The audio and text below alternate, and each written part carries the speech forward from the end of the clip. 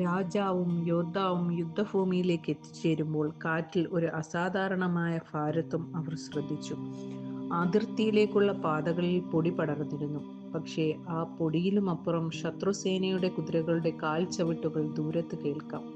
യോദ്ധാവിന്റെ കൈവശമുള്ള കല്ല് ചൂടാകാൻ തുടങ്ങി.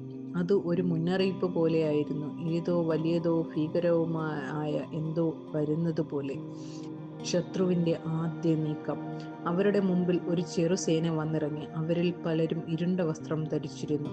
മുഖം ശരിയായി കാണാൻ പോലും പറ്റില്ല. ആരാണെന്ന് തിരിച്ചറിയാൻ സാധിക്കാത്തത് തന്നെ പേടിപ്പിക്കുന്ന ഒന്നായിരുന്നു. രാജാവ് മുന്നോട്ട് നിന്ന് പറഞ്ഞു, "നമ്മൾ പിരിയേണ്ട യോദ്ധാവേ, കല്ലിന്റെ പ്രകാശം പിടിച്ചു നിൽക്കൂ. അത് നിന്നെ വഴിതെറ്റിക്കില്ല." ഹീറോ തലകുനിച്ച് അത് അനുസരിച്ചു. കവചത്തിലെ ശൃംഖലകൾ അതിൽ പ്രതികരിച്ചു, ശക്തി അടങ്ങിയ ഒരു ആന്തരിക ധ്വനി പോലെ.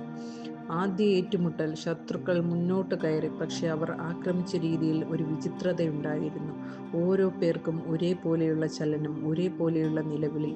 വ്യത്യാസം ഒന്നും തന്നെയില്ല. മനുഷ്യരുടെ സ്വാഭാവിക വ്യത്യാസമോ ഒന്നും അതിൽ പ്രതിഫലിക്കുന്നുണ്ടായിരുന്നില്ല. യോദ്ധാവ് ഒരു നിമിഷം നിർത്തി. അവൻ കല്ല് ഉയർത്തി അതിലേക്ക് ശ്രദ്ധിച്ചു. അപ്പോൾ കല്ലൊരു സത്യം കാണിച്ചു കൊടുത്തു. ഇവർ സാധാരണ സൈനികർ അല്ല, ജീവൻ ഇല്ലാത്ത പാവകളാണ്. ഏതോ കറുത്ത ശക്തിയുടെ നിയന്ത്രണത്തിലുള്ള ജീവനില്ലാത്ത ശരീരങ്ങൾ.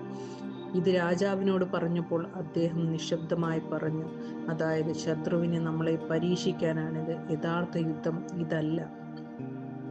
ആ ജീവനില്ലാത്ത സൈനികരെ തോൽപ്പിക്കുക ബുദ്ധിമുട്ടായില്ല. ശക്തിയില്ലെങ്കിലും ഭയപ്പെടുത്തുന്ന പോലെ മുന്നോട്ട് വരുത്തതായിരുന്നു. എന്നാൽ അവരെ തോൽപ്പിച്ച ശേഷം രാജാവ് നിലം പരിശോധിച്ചു. മണ്ണിൽ ചെറിയൊരു ചിതറിയ ചിഹ്നം കണ്ടു. ഒരു വൃത്തം.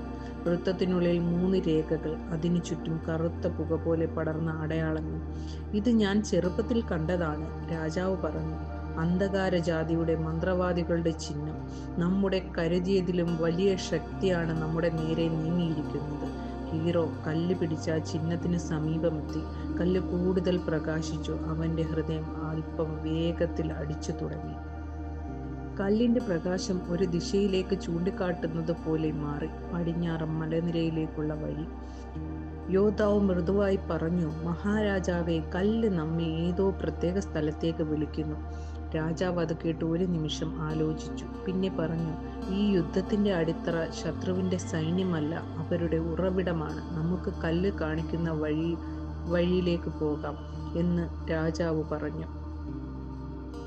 യുദ്ധത്തിന്റെ ആദ്യഘട്ടം അവിടെ അവസാനിച്ചു. പക്ഷേ ഭീഷണി ഇപ്പോഴും നിലനിൽക്കുന്നു. കല്ലിന്റെ വെളിവശം പിന്തുടർന്ന് അവർ അതിർത്തിയിൽ നിന്ന് പടിഞ്ഞാറൻ മലനിരകളിലേക്ക് സഞ്ചാരം തുടങ്ങി. കല്ലിന്റെ പ്രകാശം ഓരോ കാൽനടയിലും കൂടെ വർദ്ധിച്ചു. അവിടെ എന്തോ വലിയൊരു രഹസ്യം ഒളിഞ്ഞിരിക്കുകയാണ്. രാജാവിന്റെ പഴയ പാരമ്പര്യവുമായി നേരിട്ടുള്ള ബന്ധമുള്ളതായും തോന്നി. യോദ്ധാവും രാജാവും സഞ്ചാരത്തിലേർപ്പെട്ടപ്പോൾ കാറ്റ് നിശബ്ദമായെങ്കിലും അത് ഒരു ആശങ്ക വ്യക്തമാക്കി. ശത്രുവിന്റെ മുഖം കണ്ടെത്താനുള്ള നീക്കമായിരുന്നു അത്.